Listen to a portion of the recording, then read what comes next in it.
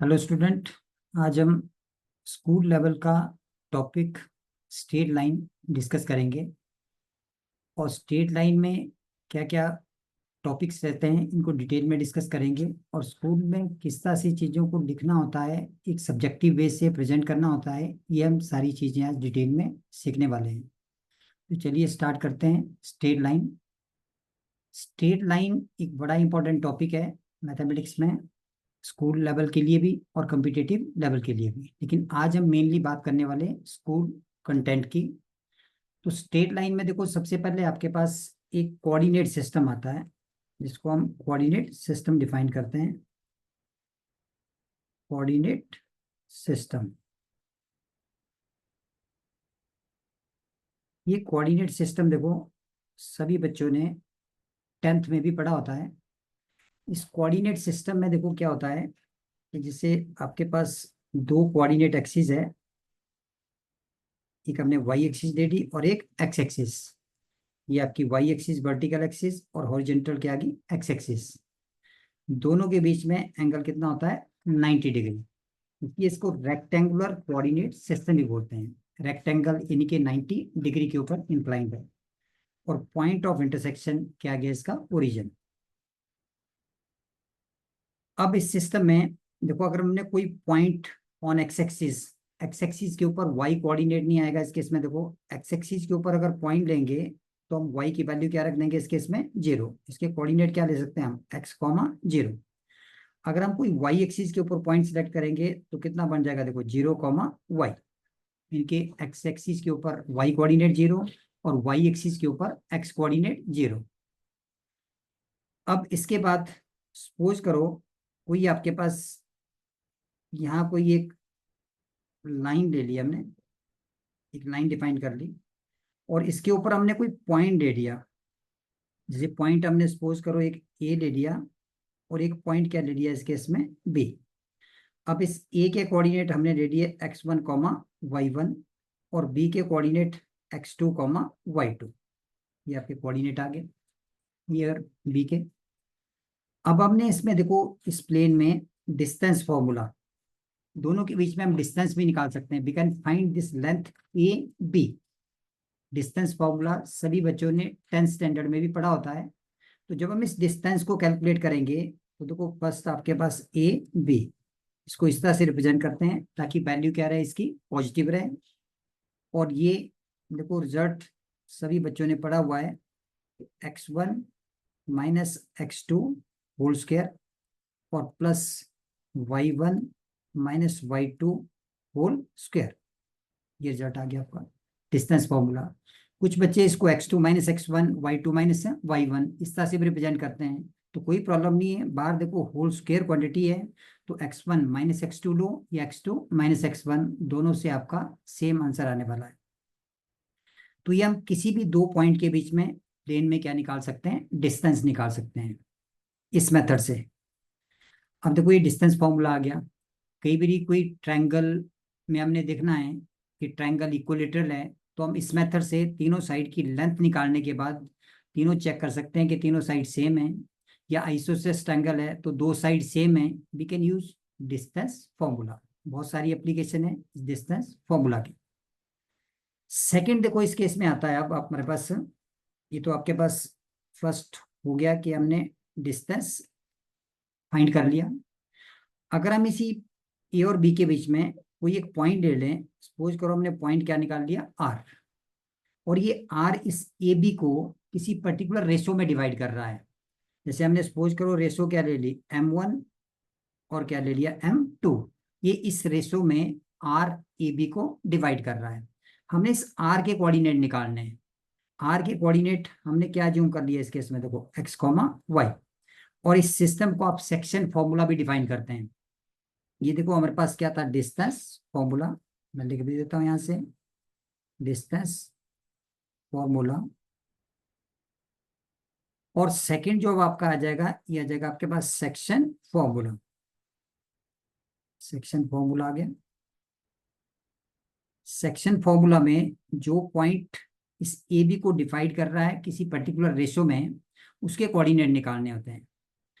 अब इस section formula में देखो क्या होता है कि जिसे हमने एक्स कोऑर्डिनेट निकालना है, m1 x2, इस तरह से डिवाइड करेंगे, m1 x2 और फिर m2 x1।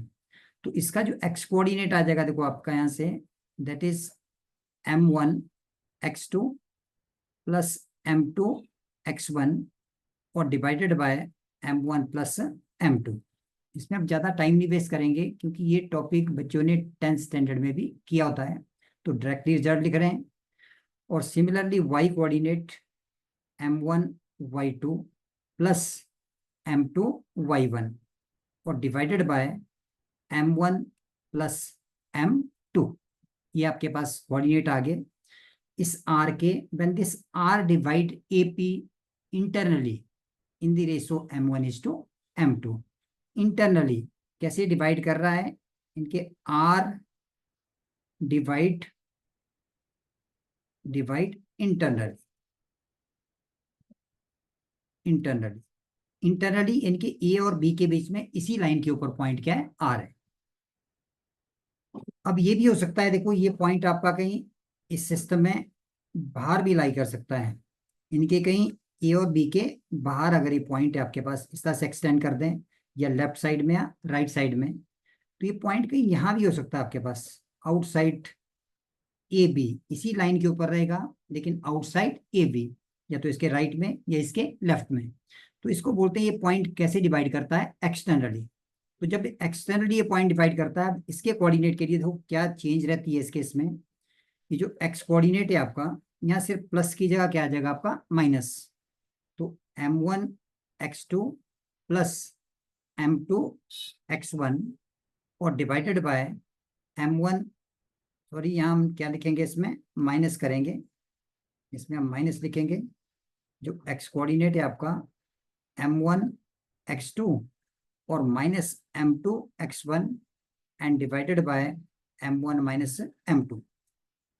और by symmetry y coordinate m1 y2 और minus m2 y1 and divided by m1 और माइनस m2। सिर्फ क्या किया, जहां यहाँ प्लस साइन था उसकी जगह इसमें क्या रख दिया हमने, माइनस साइन। तो ये हमारी कोऑर्डिनेट आ गए। लेकिन इस केस में r जो डिवाइड कर रहा है, r divide externally. I hope externally का मतलब सबको क्लियर हो गया होगा कि आर पॉइंट इसी लाइन के ऊपर है, बट इस लाइन सेगमेंट ए बी के बीच में नहीं है, इसके बाहर है, या तो इसके राइट में या इसके लेफ्ट में। इसको एक्सटर्नल डिवीजन डिफाइन करते हैं। तो हमारे देखो एक्स और वाई के कोऑर्डिनेट एक्सटर्नल डिवीजन के भी आगे और इंटरनल डिवीजन के भी आगे यहाँ से। तो इस तरह से जब भी हमने कोई पॉइंट निकालने और रेशो दी हुई है तो हम इसका यूज कर सकते हैं, या रेशो निकालनी हो, कोऑर्डिनेट दिए हो, तब भी इसका यूज कर सकते हैं हम। दोनों केसेस में ये रिजल्ट आपके ट्रू है।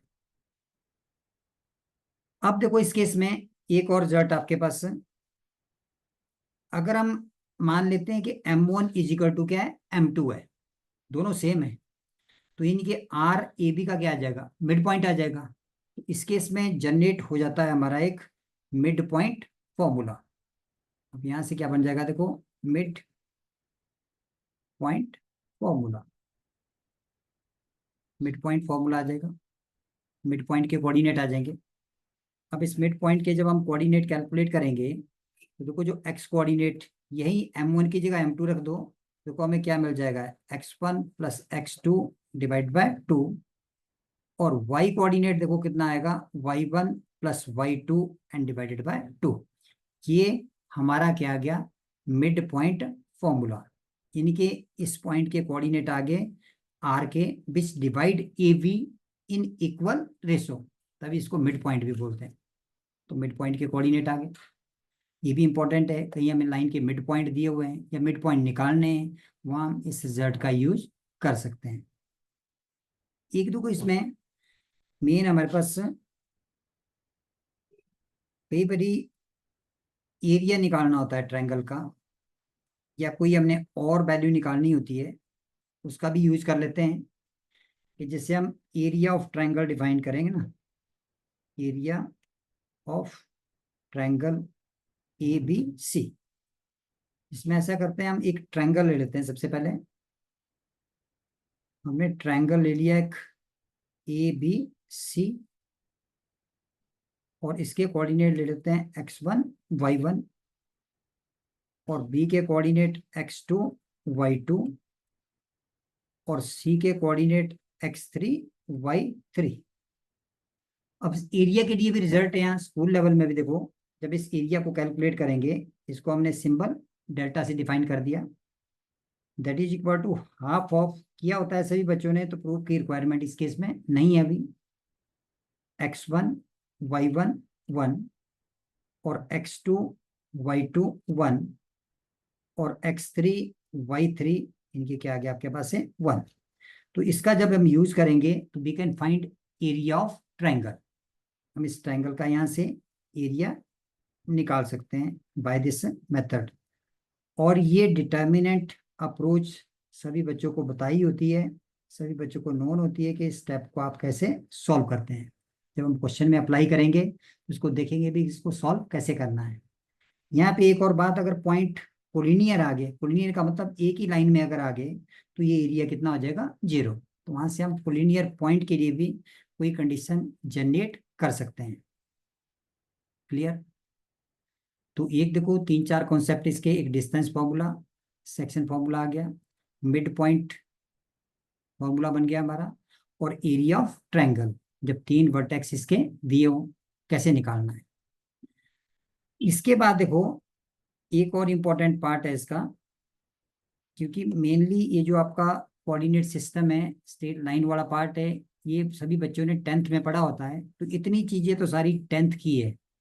11th में इससे रिलेटेड क्वेश्चन बहुत कम होते हैं, लेकिन बीच बीच में इनका यूज होता है। यहाँ जो इम्पोर्टेंट है देखो, एक बड़ा इंपॉर्टेंट पार्ट वो है हमारा स्लोप ऑफ ए लाइन। इनके हम यहाँ क्या डिफाइन करते हैं, slope, slope of a line, slope of a line. यहां से अब 11th का कॉन्सेप्ट शुरू हो जाते हैं, स्लोप ऑफ ए लाइन। देखो स्लोप क्या होता है, हम इसी डायग्राम से अंडरस्टैंड करते हैं, यही से स्लोप, ये जो लाइन है that is inclined at some angle theta with positive direction of X axis. इस थीटा को, इस केस में जो थीटा है देखो, इसको क्या डिफाइन करते हैं, इंक्लिनेशन, इंक्लिनेशन, इंक्लाइंड है, इसको डिफाइन करते हैं इंक्लिनेशन। और इसका जो tan थीटा है, इसको स्लोप डिफाइन कर देते हैं, tan of this inclination that is equal to slope of a line. तो slope of a line tan of the angle theta, but theta must be the angle made with X axis, either in positive sense और in negative sense, इनके anticlockwise और clockwise दोनों में हो सकता है। तो इस केस में देखो इस लाइन का स्लोप कितना आ गया आपके पास, tan थीटा। तो स्लोप ऑफ ए लाइन आ गया आपके पास जब एंगल दिया हो, तो इस केस में tan थीटा, और इसको किससे डिफाइन करते हैं हम हमेशा ही, m से। ये आपका क्या गया, स्लोप आ गया जब आपको थीटा दिया हुआ है इस केस में। अब थीटा देखो 0 डिग्री भी हो सकता है, 90 डिग्री भी हो सकता है। अगर हमारा थीटा देखो 0 डिग्री आ गया, तो ये जो लाइन है ये एक्स एक्सिस के साथ इंक्लाइंड हो जाएगी, एक्स एक्सिस की डायरेक्शन में एक्ट करेगी, तो थीटा कितना आ जाएगा 0। तो इसको हॉरिजेंटल लाइन भी डिफाइन करते हैं। हॉरिजेंटल लाइन में थीटा अगर 0 हो गया तो tan 0 भी 0। सो दैट इंप्लाइज यहाँ से स्लोप की वैल्यू कितनी आ जाएगी, 0। इस लाइन का स्लोप कितना हो गया हमारा, 0। सेकेंडली देखो, अगर थीटा 90 डिग्री है, 90 डिग्री है, तो tan 90 क्या हो जाता है, अनडिफाइंड। इसका मतलब ये जो लाइन है ये परपेंडिकुलर टू एक्स एक्सिस हो जाएगी, जिसको वर्टिकल लाइन भी डिफाइन करते हैं, वर्टिकल लाइन। तो इस केस में tan थीटा क्या हो जाएगा, अनडिफाइंड। ये किसको अप्रोच करेगा, इनफाइनाइट को, अनडिफाइंड हो जाएगा, तो इसको वर्टिकल लाइन भी बोलते हैं। तो वर्टिकल लाइन का स्लोप अनडिफाइंड, और हॉरिजॉन्टल लाइन का स्लोप क्या होता है, 0 होता है। लेकिन थीटा अगर अक्यूट है देखो, तो tan थीटा क्या रहेगा, पॉजिटिव। थीटा ऑब्ट्यूज है तो tan थीटा क्या रहेगा आपका, नेगेटिव। ये भी लिख सकते हैं हम कि थीटा अगर लेस देन π/2 है और ग्रेटर देन 0 है, so that implies m is greater than 0। और थीटा अगर सेकेंड क्वाड्रेंट में है ग्रेटर देन π/2 और less than pi, obtuse angle है, तो इस केस में स्लोप क्या रहेगा आपका नेगेटिव। हम ये भी चेक कर सकते हैं कि स्लोप कब पॉजिटिव है और कब स्लोप क्या है आपका नेगेटिव है। ये तो हो गया देखो स्लोप का कॉन्सेप्ट। जब हमें क्या दिया हुआ है इंक्लिनेशन, ये इंक्लाइंड एंगल, जिस एंगल के ऊपर ये लाइन इंक्लाइंड है एंटी क्लॉकवाइज और क्लॉकवाइज विद एक्स एक्सिस, उसका tan ऑफ इंक्लिनेशन क्या होता है आपका स्लोप। लेकिन इंक्लाइंड एंगल नहीं दिया हुआ देखो, तो स्लोप कैसे कैलकुलेट करना है। जैसे लाइन ज्वाइनिंग टू पॉइंट है हमारे पास, यहाँ slope of line joining two point, ये लाइन दो पॉइंट से पास कर रही है। यही हम क्या करेंगे देखो, यहाँ से एक्स एक्सिस के पैरेलल एक लाइन ड्रॉ कर लेते हैं। एक्स एक्सिस के पैरेलल हम यहीं से एक लाइन ड्रॉ कर देंगे, देखो लाइन ड्रॉ कर दी। और यहाँ से वर्टिकल भी वाई एक्सिस के पैरेलल में लाइन ड्रॉ कर देते हैं, और यहाँ से भी एक वर्टिकल लाइन ड्रॉ कर देते हैं। अब देखो इस पॉइंट के कोऑर्डिनेट क्या थे हमारे पास, x2 y2, यानी कि जो ये कोऑर्डिनेट आएगा आपका, इस पॉइंट के कोऑर्डिनेट आएंगे ये कितने हो जाएंगे x2 0, और इस पॉइंट के कोऑर्डिनेट कितने होंगे x1 0। इनकी ये डिस्टेंस कितना आ गया हमारे पास यहाँ x2 माइनस x1। तो ये डिस्टेंस भी देखो इस केस में x2 माइनस कितना रहेगा x1 ही रहेगा। सिमिलरली इस वर्टिकल लाइन में चेक करेंगे, ये डिस्टेंस हमारा कितना है इधर y1, ये पूरा कितना है देखो इस केस में y2। तो ये डिस्टेंस कितना आ जाएगा हमारे पास y2, इनके देखो इसको भी, ये डिस्टेंस हमारे पास y2 और माइनस कितना हो गया y1, ये डिस्टेंस आ गया y2 माइनस y1। ये वर्टिकल डिस्टेंस हमारे पास कितना आ गया इस केस में y2 माइनस y1, और ये horizontal distance x2 minus x1। देखो यहाँ भी स्लोप निकालने का वही अप्रोच रहेगी, जैसे ये थीटा है तो ये भी कितना रहेगा आपके पास इधर थीटा ही रहेगा। तो इसका मतलब tan theta perpendicular upon base. तो इस केस में slope of line joining two point क्या आ जाएगा देखो, अगर हम बात करते हैं slope of line joining two point की, इस केस में इनके slope of line joining two points, तो ये भी रिजल्ट तो आपका m ही आएगा। बट यहां से देखो y2 minus y1 upon x2 minus x1, ये बन जाएगा y2 माइनस y1 और अपॉन x2, इसको थोड़ा सा साइड में लिखते हैं, जो आपका m है ये y2 माइनस y1 और वो divided by x2 minus x1। तो ये रिजल्ट हम यूज कर सकते हैं for finding slope of line joining two given point, ये रिजल्ट। अब इसके अकॉर्डिंगली देखो एक और चीज यहाँ पे, हम दो लाइन के बीच में एंगल भी क्रिएट कर सकते हैं। दो लाइन के बीच में हमने कहीं एंगल निकालना है, तो इस एंगल को हम कैसे डिफाइन कर सकते हैं, एंगल बिटवीन टू लाइन। तो इन स्लोप की टर्म में निकाल सकते हैं हम एंगल बिटवीन टू लाइन।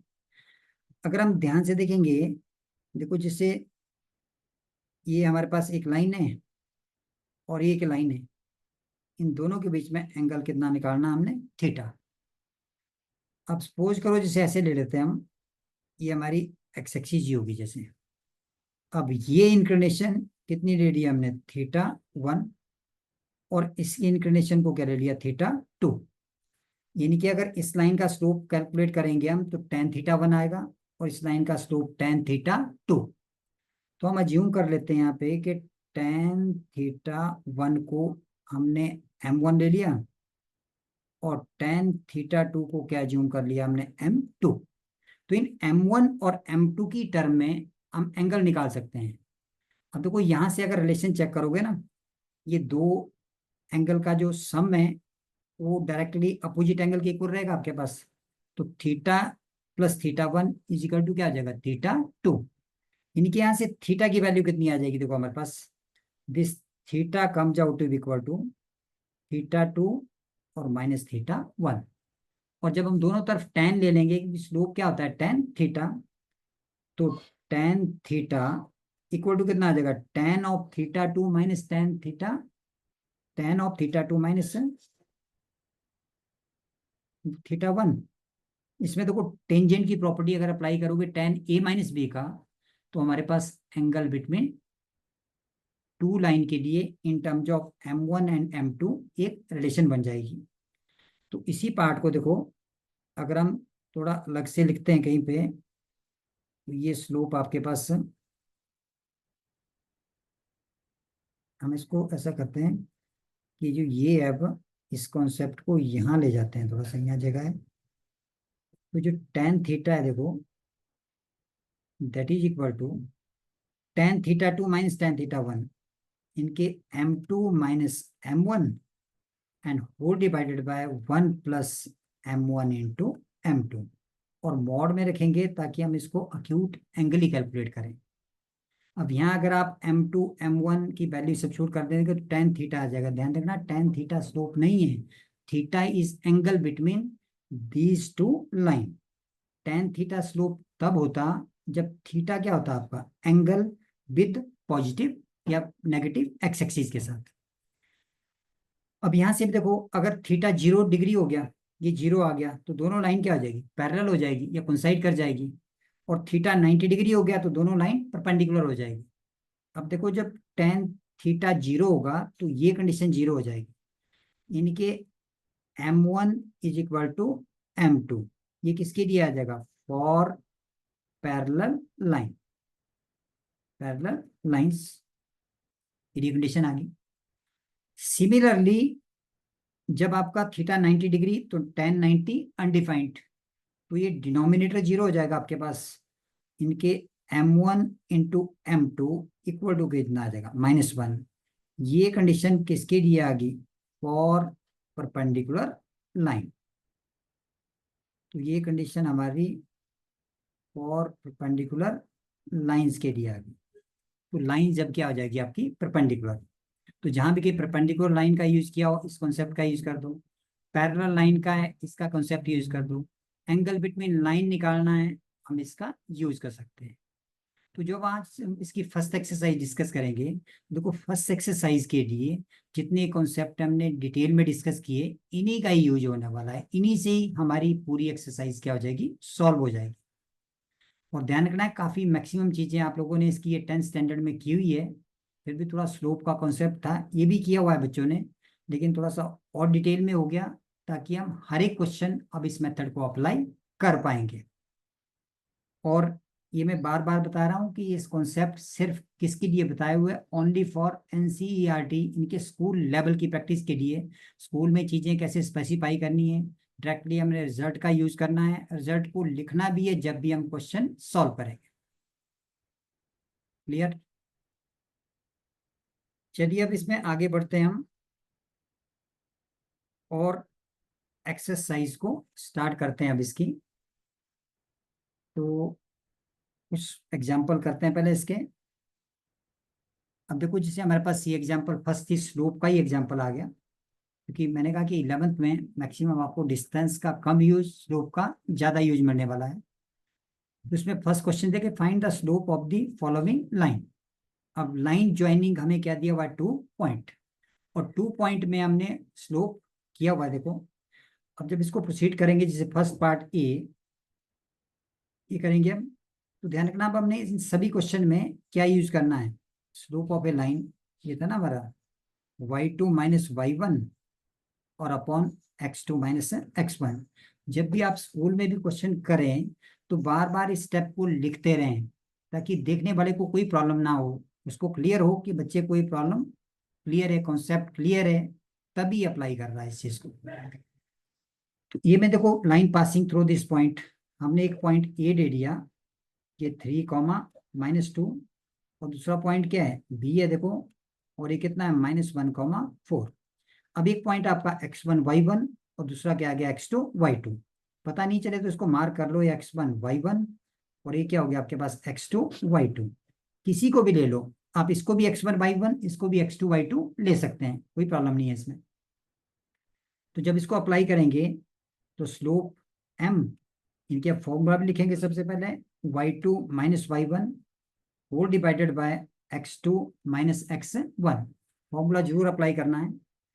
अब देखो y2 माइनस y1 4, ये मेरे पास देखो 4y2 था आपके पास, 4 माइनस माइनस ऑफ 2, तो कितना आ जाएगा प्लस ऑफ 2।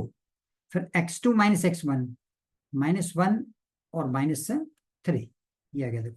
अब 6 डिवाइड बाय कितना आ गया -4, तो ये वैल्यू देखो कितनी आ गई हमारी 3/2, इनकी नेगेटिव। ये इस लाइन का क्या आ गया स्लोप आ गया। फर्स्ट क्वेश्चन का स्लोप आ गया मेरे पास। क्लियर। तो फॉर्मूला लिखा और फॉर्मूले में वैल्यू सब्स्टिट्यूट करनी है, बहुत सिंपल है, कोई कंफ्यूज नहीं होना है बिल्कुल भी। हर एक चीज स्पेसिफाई की हुई है तो गलती होने के चांसेस बहुत लेस रहते हैं। सेकंड चेक करते हैं पार्ट बी। इसमें भी देखो सेकंड पार्ट में आपके पास पॉइंट ए हमने रिप्रेजेंट कर दिया 3, -2, और पॉइंट बी है 7, -2। तो स्लोप निकालना हमने m। तो ये भी देखो फॉर्मूला हर एक में लिखेंगे y2 minus y1 upon x2 minus x1। तो फिर मैंने कहा कि अगर आपको पता नहीं है तो दोबारा फिर आप इनको रिप्रेजेंट कर सकते हैं। यहाँ पे किसी और कलर से रिप्रेजेंट कर लेते हैं इसको हम ले लेते हैं x1 y1, और इसको क्या ले लिया x2 y2। अब अप्लाई करेंगे देखो रिजल्ट हम। तो y2 माइनस y1 तो कितना हो गया देखो -2 और +2, माइनस माइनस प्लस हो गया, and divided by x2 minus x1, इनके 7 - 3। तो इसको सॉल्व किया है 0, डिवाइड बाय क्या आ गया 4। अब हमें पता है कि 0 बाई सम फाइनाइट वैल्यू, ये रिजल्ट कितना रहेगा आपके पास 0। तो इसकी वैल्यू कितनी आ गई 0। इसका मतलब ये लाइन क्या होगी हमारे पास हॉरिजेंटल, क्योंकि हॉरिजेंटल लाइन का स्लोप क्या होता है 0, parallel to X axis. Y coordinate देखो वैसे भी दोनों का क्या दिख रहा है आपके पास सेम दिख रहा है। क्लियर। सेकंड पार्ट कंप्लीट हो गया। अब प्रोसीड करते हैं थर्ड पार्ट को सॉल्व करने के लिए। थर्ड पार्ट में देखो सी एम, फिर result y2 minus y1 upon x2 minus x1। I hope अब सबको क्लियर हो गया होगा कि x1 y1 x1 y1 x2 y2। अब हम डायरेक्टली भी अप्लाई कर सकते हैं यहाँ से। तो y2 माइनस y1 बताओ कितना बन गया 4, ये y नहीं हमने 4 लिखना है, 4 + 2, क्योंकि ये वैल्यू हमारे पास -2 थी। और नेक्स्ट 3 - 3, अभी वैल्यू कितनी आएगी 3 - 3, देखो 6/0, और सम फाइनाइट वैल्यू डिवाइड बाय 0, इसकी वैल्यू क्या होती है अनडिफाइंड, इनफाइनाइट। इसका मतलब ये लाइन क्या आ गई आपके पास वर्टिकल, जिसका स्लोप क्या है अनडिफाइंड है। और यहाँ लाइन क्या थी आपके पास है हॉरिजेंटल, जिसका स्लोप क्या है 0 है। यहाँ देखो इसमें एक्स कोऑर्डिनेट सेम दिख रहा होगा, एक्स कोऑर्डिनेट दोनों का क्या आपके पास सेम, तो parallel to Y axis, Y coordinate same parallel to X axis. Clear. तो लाइन ज्वाइनिंग 2 पॉइंट के स्लोप के तीनों पार्ट थे। आई होप सबको क्लियर हो गया होगा। नेक्स्ट देखते हैं देखो making inclination of 60 degree with positive direction of X axis. इनके इंक्लाइंड एंगल दिया हुआ हमारे इस केस में। जब हम डी पार्ट को प्रोसीड करेंगे तो इसमें थीटा कितना दिया हुआ हमारे पास 60 डिग्री। और बताया था जब एंगल दिया हो तो स्लोप को कैसे डिफाइन करते हैं हम। स्लोप देखो tan ऑफ थीटा, और थीटा की वैल्यू कितनी है देखो इस केस में 60 degree, tan 60। I hope tan 60 सबको आता होगा, क्योंकि ट्रिग्नोमेट्री ऑलरेडी कर चुके हैं आप लोग। तो tan 60 की वैल्यू √3। तो इस लाइन का क्या मिल गया हमें स्लोप मिल गया। तो जब इंक्लिनेशन दिया हुआ है तब भी स्लोप निकाल सकते हैं, और लाइन ज्वाइनिंग 2 पॉइंट्स दी हुई है तब भी हम स्लोप कैलकुलेट कर सकते हैं। इस केस में देखो थीटा अक्यूट था तो tan थीटा अपने आप ही क्या आ गया आपका पॉजिटिव आ गया। कहीं थीटा अगर ऑब्ट्यूज है, जैसे सपोज करो थीटा को हम कितना ले लेते हैं, एक और पार्ट कर लेते हैं इसका। जैसे थीटा को अगर हम 120 डिग्री ले लें, देखो जो स्लोप है m, ये tan ऑफ थीटा, यानी कि tan ऑफ कितना आ जाएगा 120 डिग्री। और tan 120 डिग्री को कैलकुलेट करेंगे तो ऐसे भी ले सकते हैं इसको, tan ऑफ 180 माइनस 60 डिग्री, और tan ऑफ 180 माइनस थीटा इनके सेकेंड क्वाड्रेंट में tan क्या होता है, नेगेटिव, तो माइनस tan ऑफ कितना आ जाएगा 60 डिग्री, इनके -√3। देखो जब थीटा ऑब्ट्यूज है तो एंगल अपने आप ही क्या आ गया आपका, नेगेटिव आ गया। आया था ना कॉन्सेप्ट कि थीटा ऑब्ट्यूज तो tan theta negative, theta cube तो tan थीटा पॉजिटिव, तो slope accordingly positive, negative, zero या इनफाइनाइट। क्लियर होगी सबको बात है। तो ये क्वेश्चन हमारा पूरा स्लोप के ऊपर ही था। स्लोप को हमने डिटेल में डिस्कस कर लिया इस केस में। अब आई होप सबको फॉर्मूला भी याद हो गया होगा कि क्या अप्लाई करना है। बार बार लिखो इसको, 3 बार ही लिखेंगे तो मुझे लग रहा है रिजल्ट याद हो जाता है, कॉन्सेप्ट माइंड में बैठ जाता है, और बार बार गलती होने के चांसेस बहुत कम हो जाते हैं। अब चलते हैं इसके सेकंड एग्जाम्पल की तरफ। तो सेकंड एग्जाम्पल देखो, हमारे पास एंगल से रिलेटेड लग रहा है। Find slope of the other line. इस केस में देखो अंडरस्टैंड करो, if angle between two line is π/4, दो लाइन के बीच में एंगल, तो दो लाइन के बीच में एंगल दिया हुआ है, slope of one of the line दिया हुआ है, और अदर का हमने निकालना है। जैसे यहाँ एक तो हमें क्या दिया हुआ है, थीटा दिया हुआ है, theta is angle between line and that is given as π/4, ये थीटा है। और slope of one of the line, suppose करो एक लाइन हमने क्या ले ली,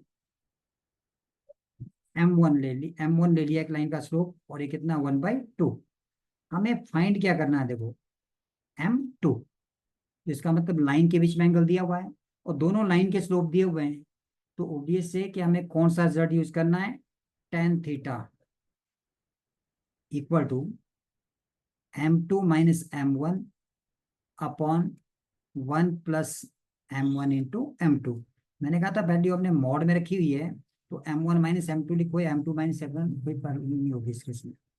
अब यहाँ थीटा में नोन है देखो, तो tan ऑफ कितना आ जाएगा π/4, और that is equal to m2 की वैल्यू अननोन है, ये हमें निकालना है। तो m2 को हम ऐसा करते हैं, m ही लिख देते हैं यहाँ से ना, m ले लिया, और माइनस m1 कितना है हमारे पास 1/2, and divided by 1 plus m1 into m2, m by कितना आ गया 2। अब ये ध्यान रखना है, जब हम इसको मॉड को हटाएंगे तो इस तरफ प्लस माइनस दो वैल्यू आ जाएगी, और tan 45 की वैल्यू कितनी, π/4 गेन की 45 डिग्री, तो इसकी वैल्यू कितनी आ जाएगी हमारे पास 1, इसको 1 सब्स्टिट्यूट कर देंगे, तो 1 is equal to m-1/2 upon 1 plus m/2, और ये मॉड रखना है ये साथ। अब जब मॉड हटाएंगे तो प्लस माइनस करेंगे, m-1/2 upon 1 plus m/2 equal to कितना आ गया, आइदर +1 और -1। अब दो पार्ट बना करके इसको सॉल्व करेंगे हम, एक केस में +1 लेकर के और दूसरे केस में -1 लेकर के। तो पहले +1 लेते हैं इस केस में, तो हमने देखो m-1/2 अपॉन 1 प्लस m/2 को कितना रख लिया 1, क्रॉस मल्टीप्लाई करेंगे आप, ये यहाँ भी एलसीएम लेकर के सीधा कर सकते हैं, तो 2m-1 अपॉन 2 प्लस m, और डिनोमिनेटर दोनों का कैंसिल हो जाएगा, इक्वल टू क्या हो गया 1।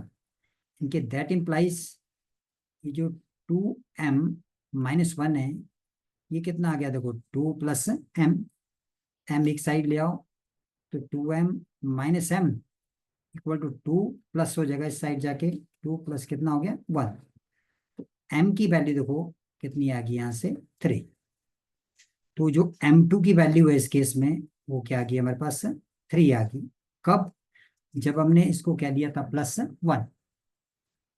अब देखो सेकंड केस सॉल्व करते हैं, इनके -1 लेते हैं। अब m-1/2 upon 1 plus m/2 equal to कितना रख दिया -1।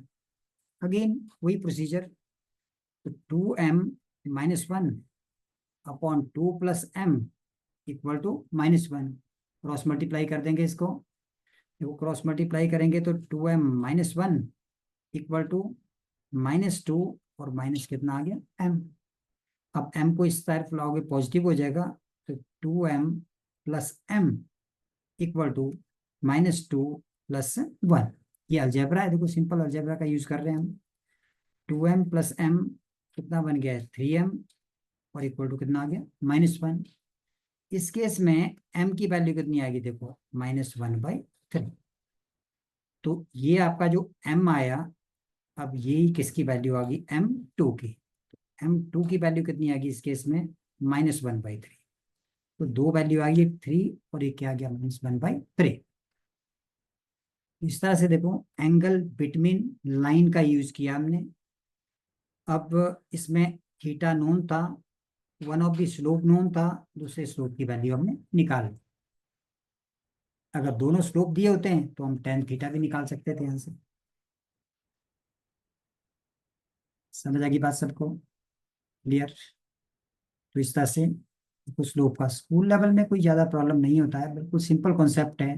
डायरेक्टली फॉर्मूला अप्लाई करना है और क्वेश्चन को सॉल्व करना है। बस ये ध्यान रखना है कि फॉर्मूला बार बार लिखें ताकि देखने वाले को कोई प्रॉब्लम ना हो, उसको पता हो कि आपको सारे कॉन्सेप्ट क्लियर है, तब गलती बिल्कुल नहीं होगी इसके साथ जब आप फॉर्मूला लिखोगे साथ में। कई बार हम फॉर्मूला नहीं लिखते हैं, जल्दबाजी करते हैं और कैलकुलेशन में मिस्टेक करते हैं, माइनस की जगह प्लस, प्लस की जगह माइनस, और पूरा गलत हो जाएगा। तो ये हमारा सेकेंड एग्जाम्पल हो गया इनके स्लोप के ऊपर ही है। अब देखो नेक्स्ट क्वेश्चन देखते हैं। नेक्स्ट एग्जाम्पल इसका, line through these two point is perpendicular to line through these point. इनकी दो लाइन दी हुई है, फर्स्ट लाइन और सेकेंड लाइन। दोनों लाइन क्या दी हुई है हमारे पास, परपेंडिकुलर। एक्स निकालना है, तो साफ दिख रहा है कि इसमें स्लोप का ही यूज करेंगे हम, और पैरेलल लाइन परपेंडिकुलर लाइन के लिए हमने कंडीशन नोन है। अब इसको प्रोसीड करेंगे, देखो लाइन मार्क कर देते हैं हम कि एक पॉइंट हमने ये मार्क कर लिया पहले इसको, और ये -2,6, और दूसरा पॉइंट क्या है बी, और ये हमारा 4,8। और नेक्स्ट देखो पॉइंट ले लिया हमने सी, 8,12, और नेक्स्ट डी ले लिया हमने x,24। यानी कि पहले तो हमें दोनों लाइन के स्लोप निकालने पड़ेंगे ना, उसके बाद हम परपेंडिकुलर और पैरेलल जो भी पूछा हुआ है उसका हम यूज कर लेंगे इस केस में। पहले देखो slope of A B calculate करते हैं। इनके slope of line A B, फिर x1 y1 x2 y2। I hope आप लिखने की जरूरत नहीं होगी। इसको हमने स्लोप कितना ले लिया इसका m1, m1 ले लिया। इसको दोबारा लिख देते हैं हम m1, और फिर वही y2 अप्लाई कर देते हैं result, y2 - y1 upon x2 - x1। अब देखो ये x1 y1 x2 y2, y2 - y1 8 - 6 upon x2 - x1 के 4 माइनस माइनस क्या हो गया प्लस, और कितना आ गया 2। 8 - 6 2, और अपॉन कितना आ गया 6। इनके सिंप्लीफाई किया तो कितना आ गया 1/3।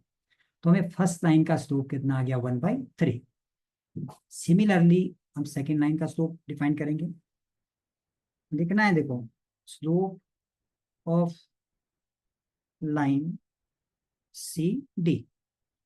अब सी डी का स्लोप हमने रिप्रेजेंट कर लिया m2 से। फिर वही प्रोसीजर, फॉर्मूला वही लिख देंगे हम, y2 - y1 और x2 - x1। देखो फॉर्मूला सेम ही रहेगा, सिर्फ वैल्यू में चेंज आएगी। यहाँ के देखो y2 - y1 इनके 24 - 12 डिवाइडेड बाय, यहाँ x2 आपका x ही है, और माइनस कितना हो गया 8, यह आ गया। तो 12 अपॉन कितना आ गया x - 8। ये सेकेंड लाइन आ गई। अब देखो क्या दिया हो कि लाइन क्या थी हमारे पास परपेंडिकुलर, तब हमने अननोन वेरिएबल x निकालना है। अब देखो for perpendicular line, for perpendicular lines हमने कंडीशन की थी कि प्रोडक्ट ऑफ देयर स्लोप कितना था, -1। लिखो कंडीशन को हमेशा ही। अब इनकी वैल्यू रख दो M1 और M2 दोनों की। तो M1 कितना था हमारे पास, 1/3 इंटू M2, देखो 12/x-8, और कितना आ गया, -1। इसको कैंसिल भी कर सकते हैं, तो 6/x-8 इक्वल टू क्या हो गया, -1। फिर वही algebra cross multiplication, 6 is equal to -x और प्लस कितना आ गया, 8। अब देखो x की वैल्यू कैलकुलेट करोगे, ये कितना आ गया, 8 - 6, इनके कितना आ गया, 2। तो हमारा जो अननोन वेरिएबल था x, उसकी हमारे पास वैल्यू आ गई। ये किसका यूज किया हमने, परपेंडिकुलर लाइन का।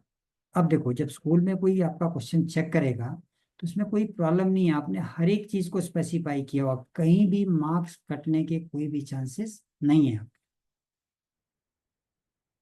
ये कि अपनी गलती बिल्कुल नहीं होनी चाहिए, हर एक स्टेप स्पेसिफाई किया होना चाहिए।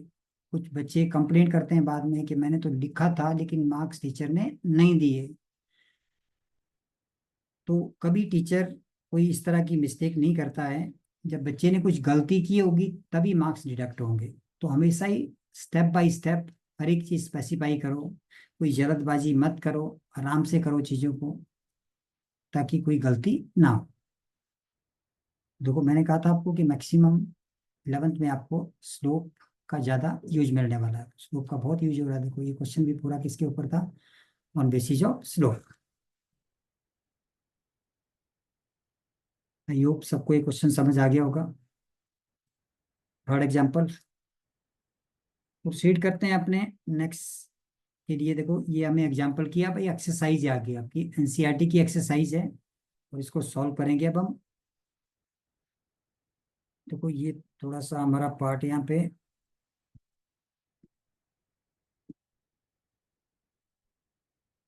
इसको हम उठा के थोड़ा आगे पीछे कर लेते हैं।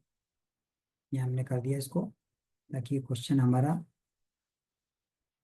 डिस्टर्ब ना हो। अब देखो, ये दिया हुआ हमारे पास, draw a quadrilateral in Cartesian plane. Cartesian मतलब जो कोऑर्डिनेट सिस्टम हमने किया था उसी को कार्टेशियन कोऑर्डिनेट प्लेन भी बोलते हैं। एक्स वाई कार्टेशियन कोऑर्डिनेट ही होते हैं हमारे। कुछ वर्टिसेस दिए हुए हैं आपके पास, और इसका एरिया फाइंड करना। हमने तो को ट्राइंगल का एरिया किया हुआ है, लेकिन यहाँ एक्सरसाइज का फर्स्ट क्वेश्चन ही किसके ऊपर आ गया, ऑन एरिया ऑफ क्वाड्रिलेटरल। कोई बात नहीं, सीट करेंगे तो ट्राइंगल में कन्वर्ट हो जाएगी चीजें। सबसे पहला काम है इन पॉइंट को डायग्रामेटिकली प्रॉपरली रिप्रेजेंट करना है। तो डायग्राम में जब प्रॉपरली रिप्रेजेंट करेंगे तो क्वेश्चन करने में कोई दिक्कत नहीं होती है। हम एक रफ डायग्राम बना लेते हैं। देखो जैसे हमने एक्स एक्सिस दे दिया और एक वाई एक्सिस, दोनों एक्सिस परपेंडिकुलर होती है एट ओरिजिन।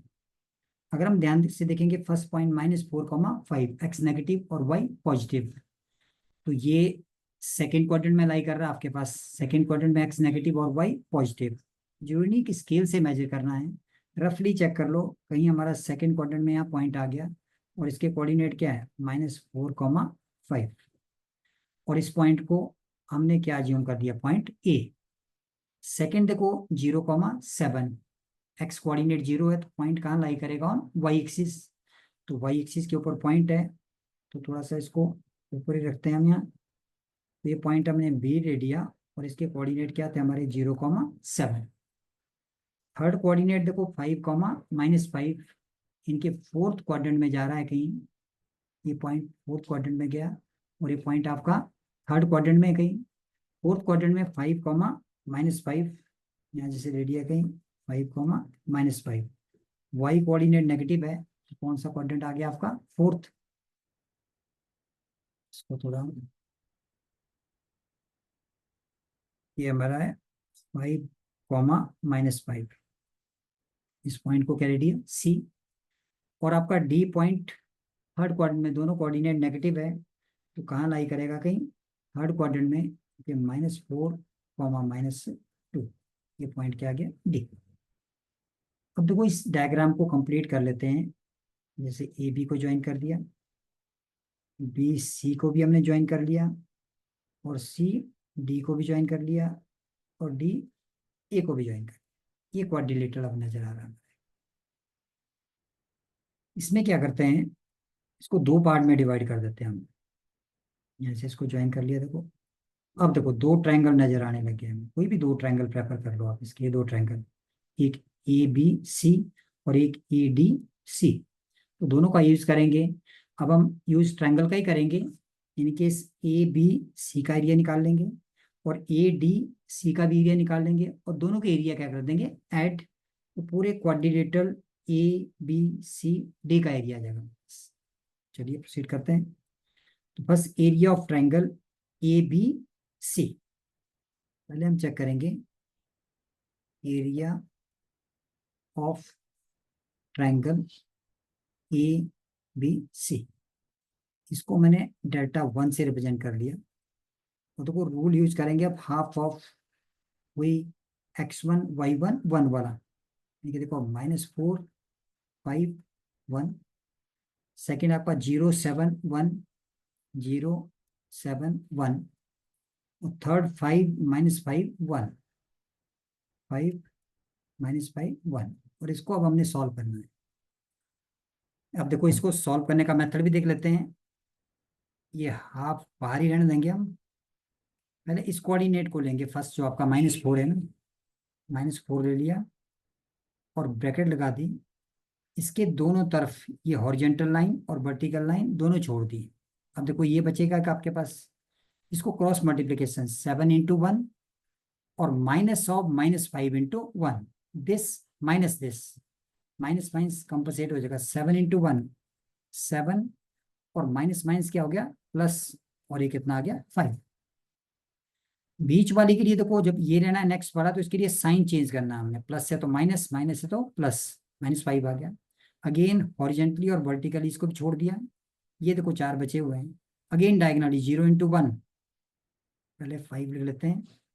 तो 0 × 1 0, -5 × 1 5 आ गया, ये वैल्यू आ गई मेरी। प्लस नेक्स्ट के लिए वही साइन जो यहाँ था आपके पास, वही प्रेफर करना है। फिर हॉरिजेंटली और वर्टिकली दोनों को छोड़ दिया। अब इनको क्रॉस मल्टीप्लाई किया, 0 -35, तो 0 -35, ये बराबर। अब इसको और कैलकुलेशन कर लेते हैं इस केस में। हाफ ऑफ, देखो ये कितना बन जाएगा, 7 + 5 12, 12 -4 × 12, 12 × 4 48, -48। अब देखो यहाँ माइनस, और ये -5 है, -5 है, माइनस माइनस प्लस, प्लस कितना आ गया 25। और नेक्स्ट देखो माइनस है, तो कितना रहेगा -35। अब इसको सिंप्लीफाई कर लेते हैं। ये हाफ ऑफ कितना बनेगा, करो कैलकुलेट। देखो 8, माइनस माइनस वाले को सॉल्व कर लेते हैं पहले। 8 और 5 13, एंड 3 और 4 7, और ये कितना आ गया आपका 8, -83 +25। इसको भी आप फर्दर सॉल्व कर लोगे देखो, तो हाफ ऑफ, अब देखो माइनस ही आ रहा है, बड़े वाला माइनस है। 13 - 5 कितना बच गया 8, और यहाँ 7 - 2 कितना आ गया 5। ये वैल्यू आ गई, वैल्यू, ये वैल्यू हमारे पास, हाँ ये वैल्यू आ गई -58। देखो 2 से डिवाइड भी हो जाएगा, तो माइनस कितना आ गया 29। लेकिन एक चीज ध्यान रखनी है, इस एरिया को हमेशा ही हम किसमें लिखते हैं, मॉड में। तो जब इसको भी हम मॉड में लेंगे ना, ये पूरी वैल्यू कितनी आ गई हमारी 29। तो ये देखो फर्स्ट एरिया ऑफ ट्रायंगल 1 जो आपका कितना आ गया 29, ये कैलकुलेट कर दो। सिमिलरली अब हम दूसरे एरिया के ऊपर जाएंगे, सेकंड ट्रायंगल का एरिया, इनके ए डी सी। तो इसको हमने ले लिया डेल्टा 2, डेल्टा 2 ले लिया। फिर वही procedure, half of x1 y1 के -4 5 और 1, -4 -2 1, -4 -2 1, और फिर 5 और -5, और कितना आ गया 1। इसको भी कैलकुलेट कर लेते हैं, वही प्रोसीजर फॉलो करेंगे हम जो हमने ऊपर अप्लाई किया था। देखो इस फॉर्म में -4 ले लिया पहले, और इसके सामने दोनों छोड़ दिए, हॉरिजॉन्टली भी और वर्टिकली भी। तो -2 + 5, -2 + 5। बीच वाले के लिए बताया था कि साइन चेंज करना है, तो साइन जब चेंज किया हमने, देखो तो ये छोड़ दिए, और -4 - 5, -4 - 5, देखो this into this minus this into this. Next क्या आ गया आपका, +1 ही आ गया। और इसके सामने जब हमने दोनों छोड़ दिए तो क्या बचा हमारे पास, ये 20 + 10, 20 और प्लस कितना आ गया, 10। अब इसको भी सिंप्लीफाई कर लेते हैं। देखो कितनी वैल्यू आ गई है, हाफ ऑफ ये 5 - 2, 3, 3 × -4 -12। यहाँ देखो -9 बन गया, माइनस माइनस कितना आ गया, प्लस, और 9 × 5 45। ये 20 + 10 30, इनके प्लस कितना बन गया, 30। फर्दर फिर कैलकुलेट करेंगे इसको, तो देखो -12 + 5 और 4 + 3 7। अब माइनस कर दो, तो हाफ ऑफ कितनी आ गई वैल्यू, देखो 5 - 2 3, और 7 - 1 6, 63। तो इनकी जो Δ2 है हमारा कितना आ गया है, 63/2, सेकेंड वैल्यू आ गई। हमें तो एरिया देखो पूरे क्वाड्रिलेटरल का चाहिए था, तो ऐड कर देंगे। तो area of quadrilateral, quadrilateral ABCD, ये किसके इक्वल आ जाएगा आपके पास, Δ1 + Δ2, दोनों को ऐड कर देंगे। और दोनों को ऐड करेंगे, देखो फर्स्ट कितना था हमारे पास, 29, 29 है। एलसीएम रखना है तो उसको हम 29 ये 29 ही ले लेते हैं, और प्लस 63/2, और सॉल्व करेंगे तो एलसीएम लेकर के ये 58 + 63 और डिवाइड बाय 2। इसको सॉल्व करो, 8 और 3 कितना हो गया, 11, 5 और 6 11, और कितना आ गया 12, और डिवाइड बाय कितना आ गया 2। तो ये हमारा फाइनल आंसर है। देखो सिंपल प्रोसीजर, वही एरिया ऑफ ट्राइंगल का कॉन्सेप्ट यूज किया, पूरे क्वाड्रिलेटरल को दो पार्ट में डिवाइड कर दिया, और दोनों ट्राइंगल के एरिया कैलकुलेट करने के बाद दोनों को ऐड कर दिया, तो हमारे पास पूरे क्वाड्रिलेटरल का एरिया आ गया। स्टेप बाय स्टेप करेंगे तो कोई प्रॉब्लम नहीं आएगी, और चेक स्पेशली चेक करने वाले को कोई प्रॉब्लम नहीं आएगी। स्कूल में सब्जेक्टिव प्रॉब्लम को प्रेजेंटेशन बहुत इंपॉर्टेंट है। क्लियर, आई होप क्वेश्चन सबको क्लियर हो गया होगा। प्रोसीड करते हैं अपनी 9.1 एक्सरसाइज की सेकंड प्रॉब्लम की तरफ। अगर ये सबको क्लियर हो गया क्वेश्चन,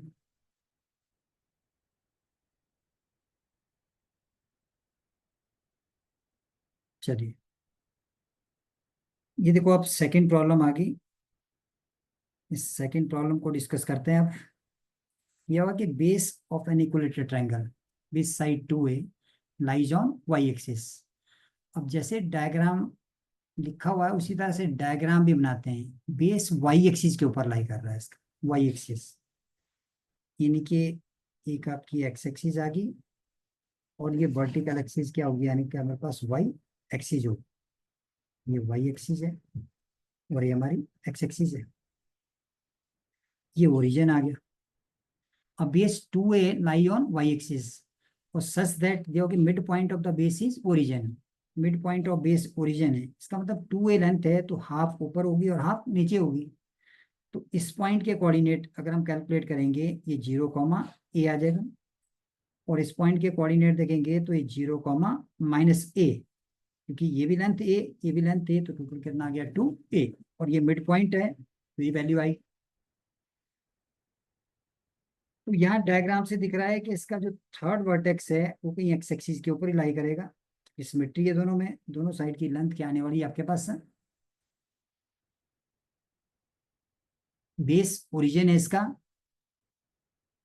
और हमारे पास इक्विलेटरल ट्रायंगल है, तो इक्विलेटरल ट्रायंगल का मतलब तीनों साइड की लेंथ क्या दी हुई है, सेम। इस पॉइंट के कोऑर्डिनेट हमने क्या ले लिए, एक्स कॉमा जीरो। अब इस एक्स को निकालना पड़ेगा। तो दो कोऑर्डिनेट तो नोन है हमें, इनके नाम रख देते हैं ए और ए बी, और ये क्या आ गया, सी। अब देखो इक्विलेटरल ट्रायंगल है, इस साइड की लेंथ हमें नोन है, कितनी दी हुई है, 2a। ये लेंथ नोन है, कितनी है, 2a। तो हर एक साइड की लेंथ कितनी रहेगी, 2a। यहाँ देखो 2a लेंथ है भी हमारे पास, तो डिस्टेंस फॉर्मूले का यूज करके हमारे पास x आ जाएगा। तो ए बी जो डिस्टेंस है, ये कितना दिया हुआ हमारे पास, 2a।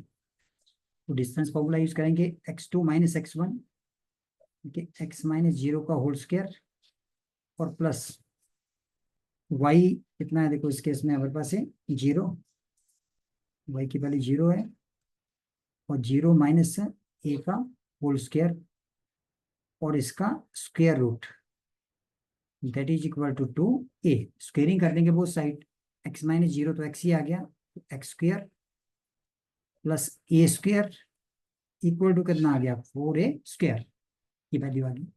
अब देखो एक्स स्क्वायर कैलकुलेट कर सकते हैं हम यहाँ से, that is equal to 4a square, और माइनस कितना हो गया, ए स्क्वायर, ये वैल्यू आ गई। तो एक्स स्क्वायर की वैल्यू कितनी आएगी, यहाँ से सब्ट्रैक्ट कर दो इसको, 3a स्क्वायर आ गया देखो। तो एक्स की वैल्यू कितनी आ गई हमारे पास, स्क्वायर रूट ऑफ 3, और ये कितना आ गया, ए। और इसको भी क्या ले सकते हैं हम, प्लस माइनस, देखो क्योंकि ये वर्टेक्स आपका इस साइड को भी हो सकता था, दोनों तरफ हो सकता है। तो find vertices of a triangle define किए थे ना हमारे पास। So therefore vertices of a triangle क्या क्या आ गया हमारे पास, ए पॉइंट की वैल्यू क्या आ गई आपके पास, प्लस माइनस √3a, ये कॉमा नहीं है यहाँ पे, इनके √3a, 0। और बी कोऑर्डिनेट हमारे पास कितना था, ये ऑलरेडी कैलकुलेट ही है, ए की वैल्यू 0, a, और सी 0, कितना है, -a। ये इस ट्रायंगल के क्या निकल के आ गया हमारे पास, वर्टेक्स। देखो वही हमने डिस्टेंस फॉर्मूले का यूज कर लिया लेंथ निकालने के लिए, ट्रायंगल इक्विलेटरल थी तो डायरेक्टली सॉल्व कर दिया इसको। वो क्लियर हो गया होगा सबको। तो ये हमारा सेकंड क्वेश्चन था। अब चलते हैं थर्ड क्वेश्चन की तरफ इस एक्सरसाइज के। ये आ गया थर्ड क्वेश्चन, देखो ये भी एक डिस्टेंस का ही क्वेश्चन नजर आ रहा है, डिस्टेंस का ही क्वेश्चन है, और डिस्टेंस फॉर्मूले का इसमें भी यूज करेंगे। तो find the distance between P and Q. First step है पी और क्यू। तो डिस्टेंस पी क्यू अगर हम कैलकुलेट करेंगे, देखो तो फॉर्मूला डायरेक्टली अप्लाई कर देते हैं, और जनरल कोऑर्डिनेट है ना, आ जाएगा एक्स ही ले लेते हैं, वैल्यू आ जाएगी x1 माइनस x2 का होल स्क्वायर, और प्लस y1 माइनस y2 का होल स्क्वायर, ये कोऑर्डिनेट आ गया। ये डिस्टेंस निकल गया, फर्स्ट स्टेप कंप्लीट हो गया। अब फर्स्ट पार्ट है कि P Q is parallel to Y axis. देखो फर्स्ट पार्ट में पी क्यू क्या दिया हुआ है, is parallel to Y axis. अगर पी क्यू वाई एक्सिस के पैरेलल है, देखो ये जो लाइन है ना, ये वाई एक्सिस वर्टिकल लाइन के पैरेलल है। तो वर्टिकल लाइन में पैरेलल है, तो x1 और x2 तो दोनों क्या हो जाएंगे, आपके सेम हो जाएंगे। इसका मतलब x1 किसके इक्वल हो जाएगा, x2 के इक्वल। हमने डिस्टेंस निकालना था when P Q is parallel to Y axis.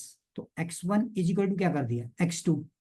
अब देखो इसमें x1 x2 के इक्वल कर दिया, तो x1 माइनस x2 की वैल्यू क्या होगी, 0। तो ये पी क्यू जो डिस्टेंस है, ये कितना आ गया, देखो square root of y1 minus y2 का होल स्क्वायर। और जब ये स्क्वायर रूट हटाएंगे यहाँ से, तो y1 minus y2, square root कभी भी नेगेटिव नहीं होता है, इसलिए क्या रखेंगे इसको, मॉड। ये आ गया distance of P Q when P Q is parallel to Y axis. ऐसे देखो पी क्यू अगर एक्स एक्सिस के पैरेलल है, एक्स एक्सिस के पैरेलल है, सेकेंड पार्ट इसका, P Q is parallel to X axis. अब ध्यान से देखो, एक्स एक्सिस की अगर पैरेलल है, से हम डायग्राम भी जनरेट कर सकते हैं। देखो यहाँ पे ये एक्स एक्सिस और वाई एक्सिस दो बना लिया हमने। X axis Y axis confusion हो रहा हो इसको चेक कर सकते हैं। ये देखो फर्स्ट स्टेप में क्या था आपका, line parallel to Y axis. ये लाइन पैरेलल टू क्या आ गया आपके पास, वाई एक्सिस। इस केस में देखो x1 x2, एक्स कोऑर्डिनेट तो सेम ही रहेगा इस लाइन के ऊपर। आपके पास एक्स कोऑर्डिनेट क्या रहेगा, सेम। जैसे कि एक जगह आपके पास क्या है, x1 है, और एक क्या आपके पास x2 है। और ये तो x1 x2 नहीं आएंगे ना आपके पास, एक ही जगह आएंगे। y डिफरेंट रहेगा इस केस में। और जब हम इसको देखो दूसरे केस में करेंगे, पैरेलल टू एक्स एक्सिस ले लिया, तो यहाँ y कोऑर्डिनेट सेम हो जाएगा दोनों का। इस केस में क्या हो जाएगा हमारे पास, y1 इज इक्वल टू क्या आ जाएगा, y2। तो ये डिफरेंस जीरो हो जाएगा। तो देखो पी क्यू जो आ गया आपके पास result, that is equal to square root of x1 minus x2 का होल स्क्वायर। इनके रूट रिमूव करेंगे तो वही x1 माइनस x2 का कितना आ गया आपका मॉडुलस। इनके स्क्वायर रूट नेगेटिव नहीं होता है, इसलिए इसको हमेशा ही पॉजिटिव रखेंगे, मॉड में रखेंगे इसको। तो ये आपके पास क्वेश्चन कंप्लीट हो गया। इनके पैरेलल का यूज भी हो रहा है और डिस्टेंस का यूज भी हो रहा है। समझ आ गई बात सबको। तो ये हमारा थर्ड क्वेश्चन था इस एक्सरसाइज का। वो स्टेप बाय स्टेप कर रहे हैं तो कोई प्रॉब्लम नहीं आ रही है अंडरस्टैंडिंग में। जहाँ कहीं प्रॉब्लम अंडरस्टैंडिंग में हो रही हो, डायग्राम जनरेट कर लो। यहाँ देखो पैरेलल टू वाई एक्सिस, तो एक्स कोऑर्डिनेट दोनों का सेम, वाई कोऑर्डिनेट क्या रहेंगे, डिफरेंट। और जब parallel to X axis, Y coordinate same और एक्स कोऑर्डिनेट क्या हो जाएंगे, डिफरेंट। चलिए थर्ड क्वेश्चन कंप्लीट हो गया। फोर्थ क्वेश्चन देखते हैं। देखो इस एक्सरसाइज का अगेन जो आगे हमारे पास यहाँ पे ये पॉइंट दिए हुए हैं। देखो एक हमारे पास पॉइंट क्या दिया हुआ है, 7,6 और 3,4। तो पॉइंट ऑन एक्स एक्सिस है which is equal distance from these two point. ये पॉइंट इक्वल डिस्टेंस के ऊपर है इस और इससे। तो ये पॉइंट हमने रिप्रेजेंट कर लिया एक P point, non unknown point ले लेते हैं हम on X axis. X axis के ऊपर पॉइंट क्या आ जाएगा, X comma zero, Y coordinate zero. अब ए पॉइंट जो दिया हो आपके पास, ये कितना रख लिया हमने, 7,6। और बी पॉइंट कितना ले लिया, 3,4। समझ गए। अब देखो क्या दिया होगा, P A equal to P B. ये अप्लाई करेंगे हम, पी ए इक्वल टू कितना आ जाएगा, पी बी। डिस्टेंस दोनों इक्वल है। स्क्वेयरिंग भी कर सकते हैं ताकि रूट का यूज ना करना पड़े हमें, पी बी स्क्वेयर हो जाएगा। और वही देखो डिस्टेंस फॉर्मूले का यूज कर देंगे पी और ए के बीच में, x1 minus x2, x minus 7 का होल स्क्वायर और प्लस तो 0 - 6 का होल स्क्वायर। रिजल्ट आ गया। अब स्क्वायर कर दिया हो तो रूट लेने की जरूरत नहीं है। सेकेंडली पी बी, x - 3 का होल स्क्वायर और प्लस 0 - 4 का होल स्क्वायर। इसको हम उनके 0 - 4 का होल स्क्वायर दिया गया। अब सिंप्लीफाई करते हैं, इसको ओपन कर देते हैं। ये कितना हो गया, एक्स स्क्वायर -14x और +49। ये प्लस कितना बन गया देखो, 36।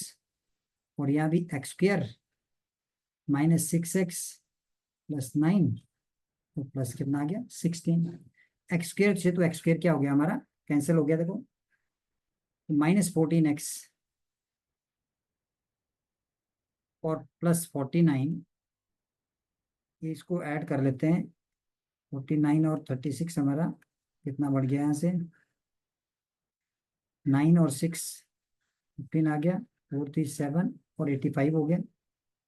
इक्वल टू -6x और प्लस कितना आ गया 25। एक्स वाली वैल्यू एक साइड ले आते हैं, -14x और +6x that is equal to 25 और -85। ये देखो, ये तो -8x आ गया हमारा, और ये भी नेगेटिव ही आएगा। जब इसको माइनस करेंगे, 0 आ गया और कितना आ गया आपका 60 आ गया। तो 8x की वैल्यू कितनी आ गई हमारे पास 60। सो दैट इम्प्लाइज जो x की वैल्यू है 60/8। नेक्स्ट, कैंसिल भी कर सकते हैं इसको, तो किससे कैंसिल हो जाएगा देखो, 4 से कैंसिल कर सकते हैं इसको, 4 × 15 और डिवाइड बाय कितना आ गया 2। तो ये हमारा x आ गया आपके पास, तो point on x axis. So that implies हमारा जो p है x,0, इसकी वैल्यू कितनी आएगी p 15/2 और कॉमा कितना आ गया 0। यही अननोन रिजल्ट था हमारा। देखो कोई डिफिकल्टी नहीं आ रही है सॉल्व करने में, सिंप्लीफाई कर रहे हैं और directly step by step use कर रहे हैं, हर एक फॉर्मूला का यूज कर रहे हैं। तो बस कैलकुलेशन करते बड़ी ध्यान रखना है कि प्लस माइनस में कहीं गलती ना हो, अदरवाइज कॉन्सेप्ट में कभी कोई गलती नहीं आएगी जब आप प्रॉपरली प्रोसीड करोगे। तो डिस्टेंस फॉर्मूला का यूज हुआ। अब कुछ स्टूडेंट इसमें ये पूछेंगे कि एक्स एक्सिस के ऊपर जो पॉइंट है वो दोनों से इक्वी डिस्टेंस है, इनके मिड पॉइंट से कर लेते, इतना काम जरूरी है करना है इसमें। अब ये भी चेक कर लो, देखो जैसे पॉइंट आपके पास ये ए पॉइंट था और ये क्या है बी है। इस पॉइंट के कोऑर्डिनेट हमारे पास क्या थे 7,6 और दूसरा था आपके पास 3,4। ये कंडीशन ये भी है कि पॉइंट कहाँ लाई कर रहा है आपके pass on X axis, x,0 हो सकता है। लेकिन अगर ये पॉइंट यहाँ भी हो गया, देखो यहाँ भी हो गया P, तब भी तो ये डिस्टेंस क्या हो सकता है आपके पास इक्वल। ये पॉइंट के यहाँ भी हो गया, तब भी ये डिस्टेंस क्या हो सकता है इक्वल। तो हमें ये नहीं बोला वो तीनों पॉइंट कोलिनियर एक लाइन के ऊपर लाई कर रहे हैं, कहीं भी हो सकता है। तो ये सिचुएशन भी अराइज करेगी और हमारे पास ये सिचुएशन भी अराइज करेगी, समझ गए। इस पाथ के ऊपर, ये इस पाथ की इक्वेशन आ गई आपके पास, x is equal to 15/2।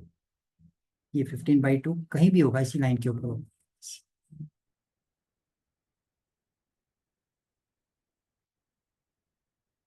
Clear होगी बात सबको, किस तरह से डिस्टेंस का यूज करना है हमने।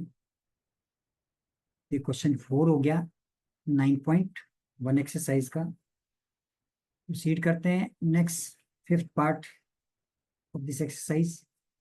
Find the slope of a line which passes through the origin. वो लाइन ओरिजिन से पास कर रही है and the mid point of the line segment joining the point this and this. अब ऐसी लाइन जो ओरिजिन से पास कर रही है, एक तो आपका ओरिजिन ही है, और ये जो लाइन सेगमेंट पी बी है and mid point of the line segment joining P B. पहले तो एक पी बी हम एक पॉइंट ले सकते हैं, पी और ये क्या आपका बी। पी के कोऑर्डिनेट देखो 0,-4 और बी के कोऑर्डिनेट 8,0। ऐसी लाइन जो ओरिजिन से पास कर रही है और इस पी क्यू के मिड पॉइंट से पास कर रही है। इस पी का क्यू का मिड पॉइंट हमने क्या ले लिया आर। इस आर के कोऑर्डिनेट निकालने हमने पहले, और इस आर का इस ओरिजिन से क्या निकालना है स्लोप, वो आर का स्लोप चाहिए हमें। तो देखो आर जो पॉइंट है ये मिड पॉइंट थ्योरम से निकल जाएगा, x1 + x2 के 0 + 8 divide by 2, y1 + y2 -4 + 0 divide by 2। Distance mid point formula हमने किया था, 8/2 कितना आ गया 4 और ये कितना आ गया -2। फिर आर के कोऑर्डिनेट है। अब हमें स्लोप किसका चाहिए था, slope of a line which passes through origin and through the mid point of P and B. ये निकल गया। इनके अब हमें क्या चाहिए, देखो इस केस में slope of line O R, इसको एम से डिनोट कर दिया। फिर वही result y2 - y1 upon x2 - x1, line passing through two given point. तो y2 - y1, तो -2 - 0, और नेक्स्ट कितना हो गया आपके पास 4 और -0, क्या वैल्यू आ गई देखो -2/4, ये -1/2। m की वैल्यू देखो कितनी आ गई, -1/2। तो इस लाइन का स्लोप आ गया मेरे पास। अब क्वेश्चन को ध्यान से पढ़ना है ताकि कोई भी गलती ना हो। ये गलती यही नहीं कर देनी है कि इस लाइन का स्लोप पूछा हुआ है। स्लोप किसका निकालना था, जो लाइन कहाँ से पास कर रही है, तो ओरिजिन से, and through the mid point of this segment P B. तो पी बी का मिड पॉइंट निकाला, और ओरिजिन आपको दिया हुआ है, तो ओरिजिन और जो पी बी का मिड पॉइंट हमने आर लिया हुआ है, उसका स्लोप निकालना था। ये क्वेश्चन था मेरे पास। क्लियर हो गया सबको? अब देखो नेक्स्ट पार्ट चेक करते हैं इसका। Okay, 6 question. अगेन देखो, without using Pythagoras theorem, so that the points are vertices of a right angle triangle. अब पाइथागोरस थ्योरम में इनके डिस्टेंस फॉर्मूला का यूज नहीं करना है हमने, हमने स्लोप का यूज कर सकते हैं। परपेंडिकुलर लाइन के लिए प्रोडक्ट ऑफ द स्लोप क्या होता है, -1, उस कॉन्सेप्ट का हम यूज करेंगे इस केस में। तो ये 3 पॉइंट दिए हुए हैं, इनको मार्क कर लेते हैं हम पहले तो। एक पॉइंट ए देखो 4, 4, और पॉइंट बी 3, 5, और पॉइंट सी -1, -1, तीनों पॉइंट आ गए। अब स्लोप नहीं कैलकुलेट करेंगे हम, कैलकुलेट करते हैं पहले slope of line A B, और इसका स्लोप हमने कितना ले लिया m1। फिर वही formula y2 - y1, y2 - y1, 5 - 4, जो कितना आ गया 1, और 3 - 4 -1, इनके कितना आ गया -1। एक लाइन का स्लोप आ गया।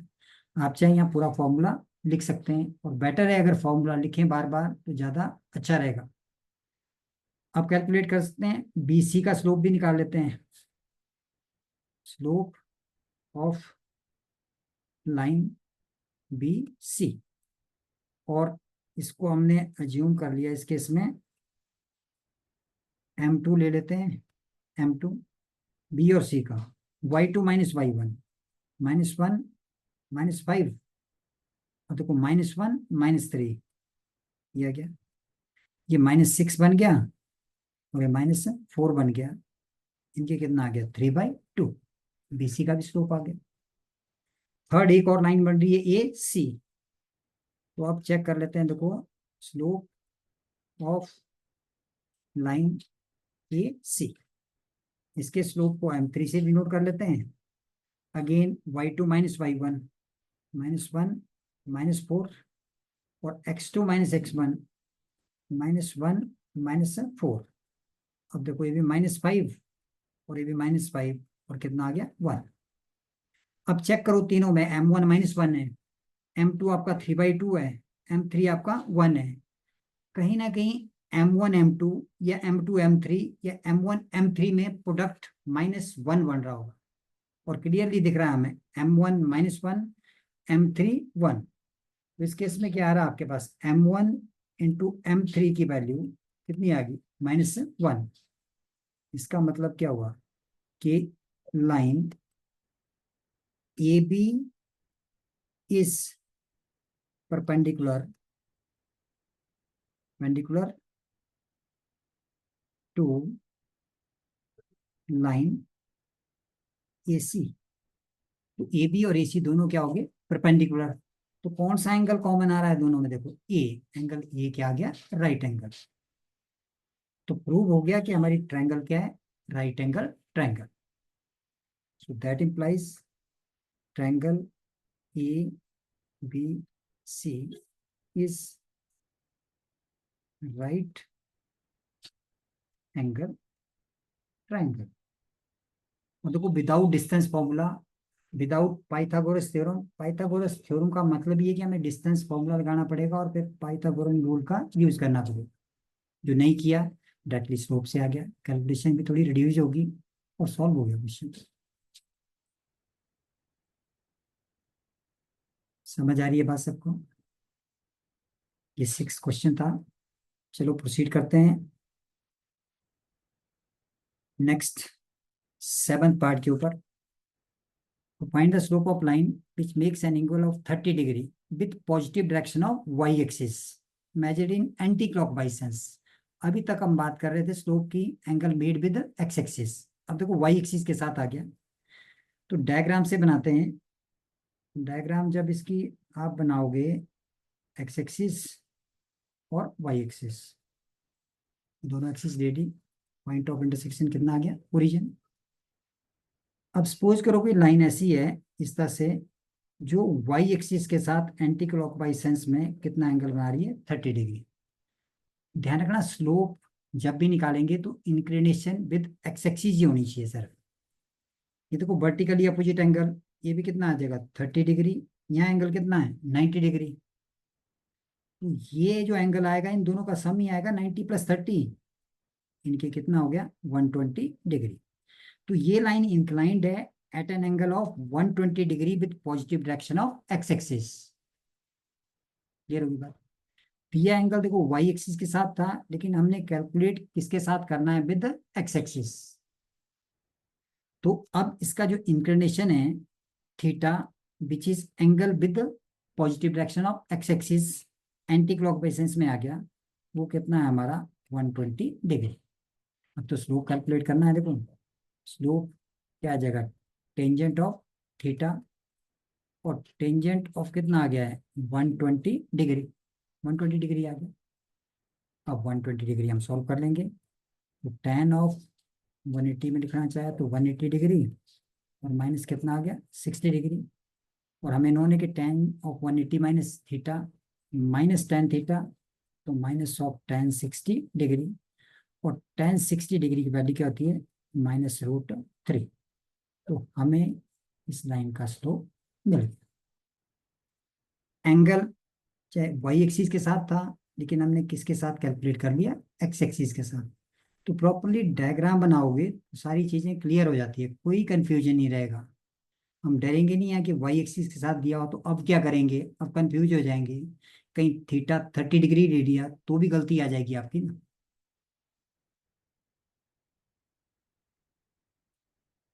क्लियर हो गया सबको, क्या किया हमने इस केस में। तो ये प्रोसीजर, ये हमारा 7th क्वेश्चन हो गया। देखो स्मूथली एक्सरसाइज के क्वेश्चन सॉल्व हो रहे हैं, और वही जो कॉन्सेप्ट हमने फर्स्ट पेज पे किए थे, डिस्टेंस स्लोप, उसी का ज्यादातर यूज हो रहा है। Next question again without using distance formula, so that points, 4 point दिए are vertices of a parallelogram. अब पैरेललोग्राम में देखो क्या होता है, जब भी हम पैरेललोग्राम कंस्ट्रक्ट करेंगे ना, तो पैरेललोग्राम की ज्योमेट्रिकल कंडीशंस हमें नोन होनी चाहिए सारी, उसको फॉलो करेंगे। जैसे पॉइंट ले लिया हमने A B C and D। ये पॉइंट जैसे -2, -1, B.4, 0, C.3, और D. -3, 2। और ज्योमेट्रिकल कंडीशन क्या है कि एक तो दोनों लाइन का, जैसे AB AD और BC का स्लोप क्या होना चाहिए, सेम। सिमिलरली AB और DC का स्लोप क्या होना चाहिए, सेम। अगर लाइन पैरेलल होगी तो क्या बन जाएगा आपके पास, पैरेललोग्राम, अपोजिट साइड। इसमें पहले प्रूव करते हैं कि AB और DC क्या पैरेलल है, तो स्लोप ऑफ AB कैलकुलेट कर लेते हैं। तो विदाउट यूजिंग डिस्टेंस फॉर्मूला, देखो स्लोप ऑफ AB निकाल लेंगे हम। हमने M1 ले लिया इस केस में, स्लोप ऑफ AB लगाओ फॉर्मूला आप जल्दी जल्दी। y2 - y1 कितना आ जाएगा, 1। x2 - x1 कितना आ गया, 6। 1/6 आ गया। M2 ले लिया हमने, slope of DC, slope of क्या गया, DC। देखो y2 - y1 1, और x2 - x1 कितना हो गया आपके पास, 6। सेम आ गया, सेम आ गया। Slope of AB, slope of DC, तो यहां से क्या मिल रहा है, दैट इंप्लाइज M1 = क्या आ गया, M2, implies line AB is parallel to line C D, दोनों line parallel. Similarly A D और बी सी बी। अब सपोज करो M3 रेडियम ने slope of A D again देखो y2 minus y1 2 plus 1 upon x2 minus x1 minus 3 plus 2, तो 3 upon minus 1 इनके कितना आ गया -3। अब नेक्स्ट कैलकुलेट कर लेंगे हम M4, that is slope of कौन सा बच गया हमारे पास बी सी। अब बी सी का स्लोप देखो y2 माइनस y1 3 और अपॉन 3 माइनस 4 माइनस 1, तो ये भी कितना आ गया -3। अब यहाँ से देखो M3 इज इक्वल टू क्या हो गया M4, तो that implies line AD is parallel to line BC। तो अपोजिट पेयर क्या हो गए पैरेलल। अगर अपोजिट पेयर पैरेलल है तो डायग्राम क्या बन जाएगी आपके पास parallelogram. So therefore opposite sides are parallel, so that implies ABCD is a parallelogram। Parallelogram ये पैरेललोग्राम क्लियर हो गया। देखो स्लोप का यूज, पैरेलल लाइन के स्लोप का यूज किया हमने, और पैरेलल लाइन की भी कंडीशन थी कि दोनों लाइन के स्लोप क्या होने चाहिए थे आपके पास इक्वल। उसी के यूज से क्वेश्चन आपका सॉल्व हो गया, कोई मुश्किल नहीं है। ये नेक्स्ट क्वेश्चन की तरफ प्रोसीड करते हैं। Find angle between x axis and the line joining these 2 point 3,-1 and 4,-2। इसका स्लोप निकालना है। देखो हमें और लाइन कहाँ कहाँ से पास कर रही है 3 और -1 और 4 और -2 से। तो एंड दी एक्स एक्सिस का स्लोप तो देखो क्या होता है 0 ही होता है आपके पास। तो ये पॉइंट ए ले लिया हमने जिसे 3,-1 और बी ले लिया 4,-2। दिख रहा है कि दोनों पॉइंट आपके कहीं फोर्थ क्वाड्रेंट में लाई कर रहे हैं। तो इसका स्लोप जब हम कैलकुलेट करेंगे, देखो slope of line A B, slope of line A B, फिर वही y2 minus y1 -2 + 1 x2 minus x1 4 -3 -1 upon 1 और कितना आ गया -1, नेगेटिव आ गया आपके पास स्लोप। और बोला हुआ है कि slope of the line with X axis, तो जो इस लाइन का स्लोप है वही आपके पास क्या आ गया स्लोप विद एक्स एक्सिस आ गया, क्योंकि एक्स एक्सिस का स्लोप तो कितना रहेगा हमारे पास 0 ही रहेगा। एक्स एक्सिस का स्लोप कितना रहेगा हमारे पास 0। तो एंगल बिटवीन लाइंस और angle made by this line with X axis remain same. तो हमारी वैल्यू कितनी आएगी इस केस में -1। आई होप सबको क्लियर हो गया होगा क्वेश्चन है कैसे कैलकुलेट करना है। अगर ऐसे ही नहीं समझ आ रहा है तो डायग्राम से भी देख सकते हैं। कहीं लाइन आपके पास है ये देखो 3,-1 4,-2, हमने ऐसे लाइन बना दी और यहाँ एक आपके पास पॉइंट था 3,-1 और नेक्स्ट था 4,-2। ये लाइन देखो। अब एक्स एक्सिस के साथ एंगल यही तो आएगा इसका आपके पास, ये कैलकुलेट करना है। तो ये जो स्लोप आ रहा है इसका, यही एंगल क्या है जो इस लाइन का स्लोप है वही क्या डिफाइन कर रहा है। तो tan थीटा की वैल्यू आपके पास कितनी आ गई इस केस में -1, tan थीटा -1।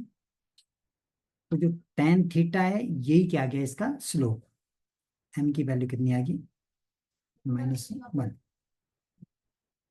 देखो डायग्राम से चेक कर रहे हो तो नेगेटिव भी दिख रहा है, अपने आप नेगेटिव दिख रहा है आपके पास।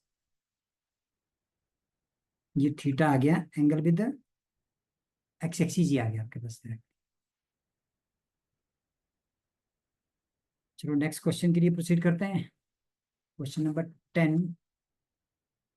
देखो slope of a line is double the slope of another line of tangent of the angle between them कितना दिया, 1/3। हमें दूसरी लाइन का स्लोप निकालना है, ये दोनों लाइन के स्लोप निकालने हैं। देखो slope of a line is double of the another line. जैसे हमने m1 को m ले लिया तो m2 की वैल्यू कितनी दी हुई इस केस में, 2m। अब देखो एंगल बिटवीन लाइन का फॉर्मूला यूज कर लेते हैं, tan थीटा। और ये क्या रूल किया था हमने, m2 minus m1 upon 1 plus m1 into m2। Value रख देंगे इसकी। देखो तो ये कितना आ गया हमारे पास, tan theta that is equal to 2m। ये tan थीटा की वैल्यू भी दी हुई है, इसको भी हम सब्स्टिट्यूट कर देते हैं साथ में ही। tan थीटा कितना दिया हुआ, 1/3। 1/3 equal to 2m minus m upon 1 plus 2m square, 2m into m। अब मॉड हटाएंगे तो प्लस माइनस आ जाएगा, तो 2m माइनस m कितना आ गया, m upon 1 plus 2m square की वैल्यू। एक बार ही क्या लेंगे, 1/3, क्रॉस मल्टीप्लाई कर लो। 3m इक्वल टू कितना आ जाएगा, 1 प्लस 2m स्क्वेयर। देखो क्वाड्रेटिक इक्वेशन बन गई एक, 2m square minus 3m plus 1 equal to 0। अब इसके फैक्टर निकाल लेते हैं by splitting middle term, 2m square. देखो कितना बन जाएगा, -2m और -m प्लस 1 इक्वल टू क्या आ गया, 0। 2m कॉमन ले लिया, m-1 आ गया, यहाँ भी -1 कॉमन ले लिया तो m-1 इक्वल टू 0। ये कंडीशन तो देखो हमारे पास आ गई 2m-1 और दूसरी आ गई m-1 इक्वल टू 0। इनकी m की देखो दो वैल्यू आ रही है, एक तो m की वैल्यू कितनी आएगी, 1/2 और एक m की वैल्यू कितनी आएगी, 1। ये आई फर्स्ट केस में जब हमने इस वैल्यू को क्या लिया, 1/3। अब एक और इसका सेकंड केस बना सकते हैं, देखो यहाँ से इसको -1/3 भी ले सकते हैं हम। क्या बन जाएगा next, m upon 1 plus 2m square, इसकी वैल्यू -1/3। प्रोसीजर वही रहेगा, 3m equal to -1 minus 2m square. Simplify कर लेंगे इसको भी। देखो तो ये कितना बन जाएगा आपके पास, 2m स्क्वेयर, 2m स्क्वेयर आ गया प्लस 3m और plus 1 equal to 0। Again factorising, और जब फैक्टराइज करेंगे देखो इसके तो कितना आ गया है, 2m स्क्वेयर प्लस 2m और plus m plus 1 is equal to 0। Again factor बन रहे हैं देखो, 2m और m प्लस 1 और प्लस 1 और m प्लस 1 और इक्वल टू कितना हो गया, 0। 2m प्लस 1 एक फैक्टर, एक m प्लस 1, तो 2m प्लस 1 और नेक्स्ट कितना बन गया देखो, m प्लस 1 और इक्वल टू 0। तो एक वैल्यू यहाँ से देखो, m की वैल्यू कितनी आएगी, -1/2 और दूसरी m की वैल्यू कितनी आएगी, -1। तो ये वैल्यू तब आई सेकंड केस में जब हमने इसको नेगेटिव रखा। तो दो केस बना लिए, तो स्लोप्स ऑफ लाइंस आ गया आपके पास ना। अब ये ध्यान रखना कि जब 1/2 या 1 आए तो दूसरे केस में कितने आए आपके पास, -1। इस केस में m1 m2। अब देखो m इस केस में अगर 1/2 था तो अब स्लोप क्या क्या आ जाएंगे, m1 की वैल्यू अगर m है, m अगर 1/2 है तो m2 कितना आ जाएगा, 2m। समझ गए। Therefore in case 1, case specify कर लेते हैं ना अब हम। जब केस हम स्पेसिफाई करेंगे, केस 1 के केस में m1 की वैल्यू अगर 1/2 है तो m2 की वैल्यू कितनी आ जाएगी, 2 इंटू 1/2, इनकी कितनी आ गई, 1। समझ गए। और m1 की वैल्यू अगर 1 है, जैसे इस केस में m1 की वैल्यू कितनी है, 1 है, तो m2 की वैल्यू कितनी आ जाएगी, 2। ये आ गया फर्स्ट केस। और देखो केस 2 अगर जनरलाइज करें यहाँ से, m1 अगर -1/2 है तो देखो m2 की वैल्यू कितनी आ जाएगी, -1, 2m थी ना वैल्यू इसकी। और अगर सेकंड केस में m1 आपका -1 है तो m2 कितना आ जाएगा, -2। तो ये आपके दो केस जनरेट हो गए इस केस में। आई होप क्वेश्चन सबको क्लियर हो गया होगा। तो मेन क्या है, एंगल बिटवीन टू लाइन का यूज किया, tan ऑफ एंगल दोनों के बीच में दिया हुआ था, हमने स्लोप अज्यूम कर लिए थे, एक का m है दूसरे का डबल दिया होता है, इनके ट्वाइस दिया हुआ है, उनकी वैल्यू यहाँ से स्टेप बाय स्टेप कैलकुलेट कर। क्लियर, प्रोसीड करते हैं। एक और क्वेश्चन इसका लास्ट में, कोई लाइन पासिंग थ्रू, ये पॉइंट दिए हुए हैं और इस लाइन का स्लोप कितना दिया हुआ है m। जैसे पॉइंट दे दिया हमने एक x1 y1, और दूसरा पॉइंट कितना है देखो h k। अब इस लाइन का स्लोप दिया हुआ है तो लगा दो ना formula, y2 - y1 k - y1 upon h - x1। ये आपका आंसर आ गया, क्रॉस मल्टीप्लाई करना है तो क्या वैल्यू आ गई, m इंटू h - x1, और that is equal to k minus कितना हो गया y1। तो ये आपके पास कंडीशन आ गई कि k - y1 equal to m time h minus कितना आ गया x1। ये हमें रिजल्ट चाहिए था। तो सिंपल देखो इस केस में डिस्टेंस का हमारे पास क्या हो गया, यूज हो गया।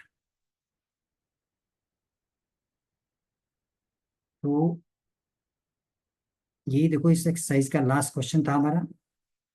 तो हर एक क्वेश्चन में देखो पूरी एक्सरसाइज में क्या किया इसने, एक स्लोप का यूज किया, पूरा एक्सरसाइज स्लोप के ऊपर, स्लोप के कॉन्सेप्ट के ऊपर बेस्ड थी।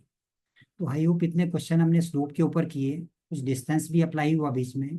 अब इन फॉर्मूलाज में कभी भी हमारी गलती नहीं होनी चाहिए। आप इन क्वेश्चन को बार बार प्रैक्टिस कर सकते हो, हर एक रिजल्ट को, हर एक जो फॉर्मूला अप्लाई किया उसको बार बार प्रैक्टिस करो। कम से कम 3 क्वेश्चन में रिजल्ट को बार बार लिखोगे तो फोर्थ टाइम मुझे अगर याद करने की जरूरत नहीं पड़ेगी, माइंड में बैठ जाएगा कॉन्सेप्ट। कोई रट्टा नहीं मारना है, लेकिन लिख करके प्रैक्टिस करोगे तो ये कॉन्सेप्ट क्लियर हो जाता है और वो चीज़ माइंड में बैठ जाती है। तो इसी के साथ आज के इस लेक्चर को ख़त्म करते हैं यहीं पे। नेक्स्ट लेक्चर में हम इसकी नेक्स्ट एक्सरसाइज के ऊपर प्रोसीड करेंगे, जिसमें हमारे पास डिफरेंट टाइप्स ऑफ लाइंस आएगी, उसका यूज करेंगे। उनमें इस कॉन्सेप्ट का काफ़ी यूज होता है, स्लोप ऑफ लाइन। तो slope of line next exercise के लिए बहुत इंपॉर्टेंट पार्ट है, इसलिए मेरी रिक्वेस्ट है सभी बच्चों से कि इसको रिवाइज करके रखें ताकि नेक्स्ट एक्सरसाइज में अंडरस्टैंडिंग करने में कोई भी प्रॉब्लम ना हो। Thank you, thank you very much.